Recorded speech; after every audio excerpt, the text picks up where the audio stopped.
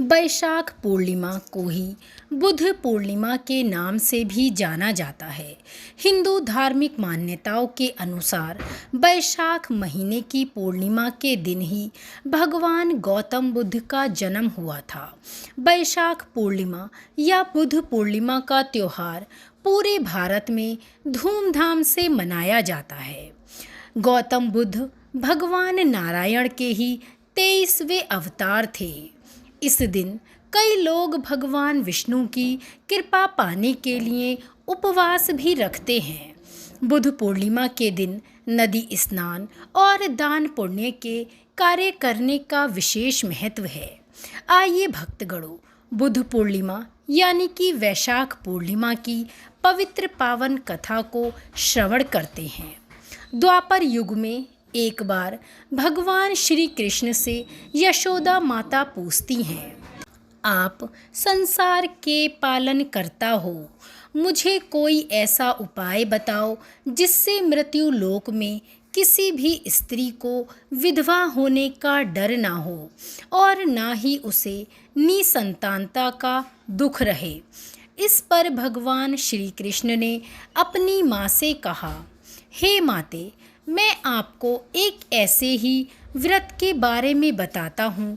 सौभाग्य और संतान प्राप्ति के लिए हर महिला को इस पूर्णिमा का व्रत रखना चाहिए। यह संतान और सौभाग्य की रक्षा के लिए बेहद ही फलदायी है। मैं तुम्हें विस्तार से समझाता हूँ। कांतिका नामक एक नगर में चंद्रहास्य नाम का राजा राज करता था। उसी नगर में एक धनेश्वर नामक ब्राह्मण भी अपनी पत्नी सुशीला के साथ सकुशल रहता था। इनके घर में धन संपत्ति की कोई भी कमी नहीं थी, लेकिन ब्राह्मण के कोई संतान नहीं थी, जिसके कारण दोनों दंपति बहुत ही दुखी रहते थे। एक बार उस नगर में एक साधु आया, जो आसपास के सभी घरों से भिक्षा मांगने के बाद गंगा नदी के किनारे बैठकर भोजन करके अपना जीवन यापन करता था। लेकिन वह साधु धनेश्वर ब्राह्मण के घर भिक्षा मांगने कभी नहीं जाता था। साधु के ऐसे बर्ताव देख सुशीला और धनेश्वर को बहुत ही दुख हुआ। फिर उन दोनों ने साधु से इसका कारण पूछा। वे साधु से कहने लगे, आप सभी घरों से भिक्षा लेते हो, लेकिन हमारे घर से नहीं। ऐसा क्यों है साधु महाराज? तब साधु ने जवाब दिया कि तुम निसंतान हो। ऐसे घर से भिक्षा लेना पतितों के अन्न के समान होता है और मैं कभी भी पाप का भागीदार नहीं बनना चाहता। बस यही कारण है कि मैं तुम्हारे घर से भिक्षा नहीं लेता। यह सुनकर धनेश्वर और उसकी पत्नी बड़ी ही दुखी हुए और साधु से पूछने लगे, हे महाराज, ऐसा कोई उपाय बताएं जिससे मुझे संतान सुख प्राप्त हो। तब साधु ने ब्राह्मण दंपति को 16 दिन तक माँ चंडी की पूजा की सलाह दी। इसके बाद धनेश्वर और उसकी पत्नी दोनों इस व्रत का पालन करने लगे और फिर दंपति की इस आराधना से माँ काली प्रसन्न हुईं। उनके सामने माँ काली प्रकट हो गईं और सुशीला को गर्भवती होने का वरदान दिया। साथ ही उस ब्राह्मण दंपति को पूर्णिमा के दिन पूजा की विधि भी बतलाई। माता ने कहा, प्रत्येक पूर्णिमा के दिन दीपक जलाना। सभी पूर्णिमा को दीपक की संख्या बढ़ाती जाना। ऐसा तब तक करना जब तक 32 दीपक ना हो जाएं। इस तरह माता की कृपा से सुशीला गर्भवती हुई। काली माता के कहे अनुसार वह पूर्णिमा पर दीपक जलाती रही। फलस्वरूप दंपति के घर एक पुत्र ने जन्म लिया, जिसका नाम धनेश्वर और सुशीला ने देवीदास रखा। देवदास के बड़े होने के पश्चात धनेश्वर ने उसे विद्या ग्रहण करने के लिए काशी भेजा। धनेश्वर ने देवीदास को काशी अपने मामा के साथ भेजा था और यह कहकर भेजा था कि 1 वर्ष के बाद उसे वापस ले आना। देवीदास अपने मामा के साथ एक घोड़े पर सवार होकर चल दिया। उसके मामा को भी देवीदास के बारे में कोई खबर नहीं थी। दूसरी तरफ मामा और भांजा दोनों रात गुजारने के लिए रास्ते में ही एक गांव में रुके। उस दिन उस गांव में ब्राह्मण की कन्या का विवाह होने वाला था। जिस धर्मशाला में वर और बारात के बाकी सदस्य रुके हुए थे, उसी धर्मशाला में देवीदास और उसके मामा भी ठहर गए। उधर कन्या को तेल आदि चढ़ाने के बाद जब लग्न का समय आया तो वर की तबीयत खराब हो गई। वर के पिता ने अपने परिवार वालों से विचार विमर्श करके कहा कि यह देवीदास मेरे पुत्र जैसा ही है, क्यों ना मैं इसके साथ ही लगन करा दूं और बाद में बाकी सारे काम मेरे बेटे के साथ ही पूरे हो जाएंगे।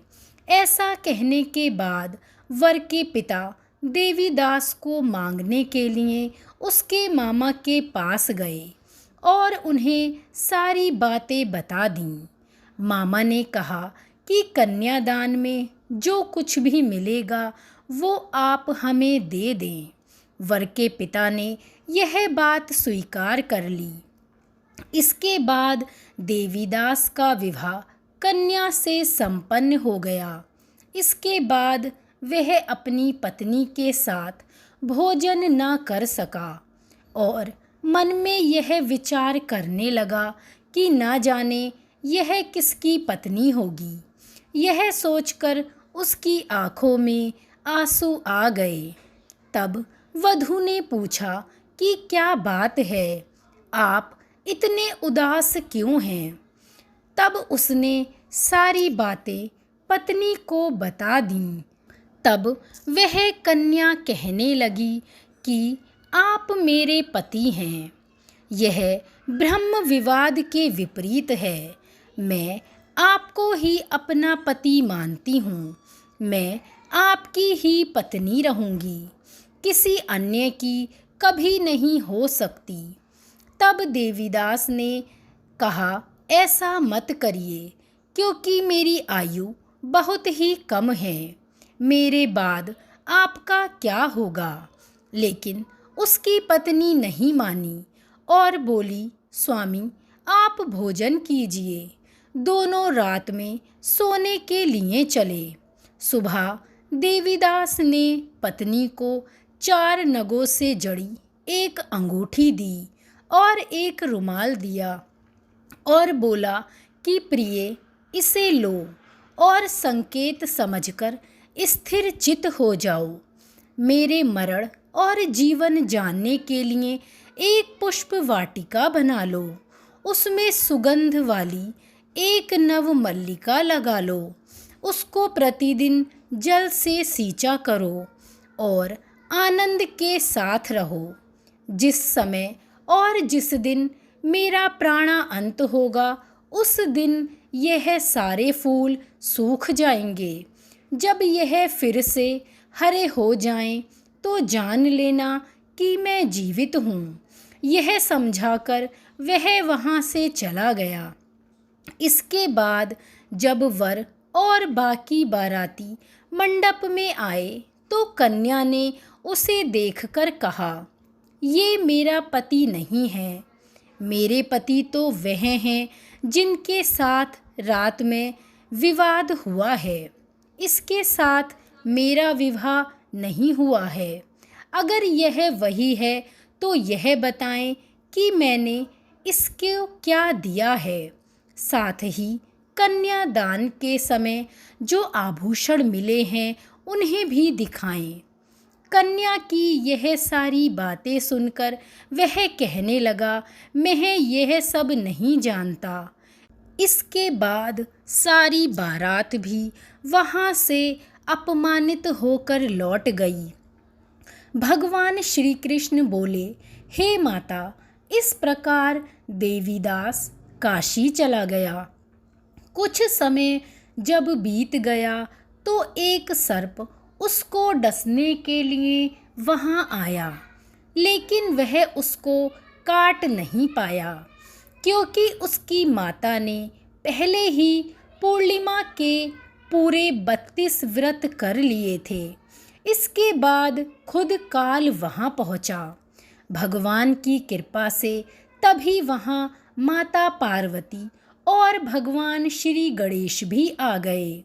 देवीदास को मूर्छित दशा में देखकर माता पार्वती ने भगवान शिव से प्रार्थना की, महाराज, इस बालक की माता ने पहले ही सभी 32 पूर्णिमा के व्रत कर लिए हैं।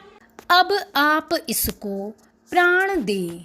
भगवान शिव ने माता पार्वती के कहने पर उसे प्राण दे दिए। उधर उसकी पत्नी उसके काल की प्रतीक्षा कर रही थी।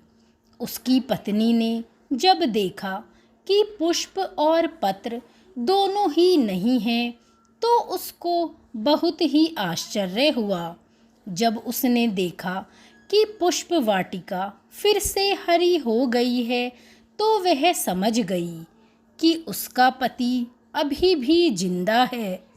उसके बाद वह बहुत ही प्रसन्न होकर अपने पिता से कहने लगी कि आप मेरे पति को ढूंढिए, वे जीवित हैं। जब 16वां वर्ष भी व्यतीत हो गया तो देवीदास भी अपने मामा के साथ काशी चल दिया। इधर उसकी पत्नी के परिवार वाले उन्हें ढूंढने के लिए जा रहे थे कि उन्होंने देखा देवीदास और उसका मामा इधर ही आ रहे हैं। उसको देखकर उनके ससुर भी बहुत ही प्रसन्न हुए और उसे अपने घर ले आए और सारा सामान इकट्ठा किया और कन्या ने भी अपने वर को पहचान लिया। देवीदास ने इसके बाद अपनी पत्नी और मामा को लेकर वहाँ से चल दिया। उसके ससुर ने भी उसे बहुत धन और दहेज देकर विदा किया। जब वह अपने घर की तरफ पहुँचा, तब उसके माता पिता को लोगों ने यह सूचना दी, तुम्हारा पुत्र देवीदास अपनी पत्नी और मामा के साथ आ रहा है।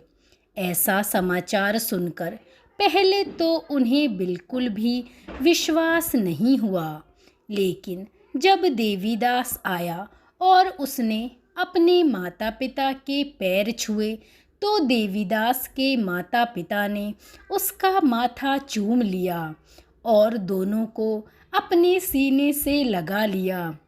दोनों के आने की खुशी में धनेश्वर ने बहुत से दान और दक्षिणा ब्राह्मणों को भी दी।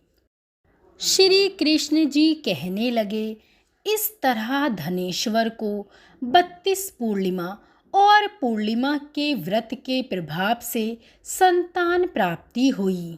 जो स्त्रियां इस व्रत को करती हैं, वह जन्म जन्मांतरों तक वैधव्य का दुख नहीं भोगती और सदैव ही सौभाग्यवती रहती हैं।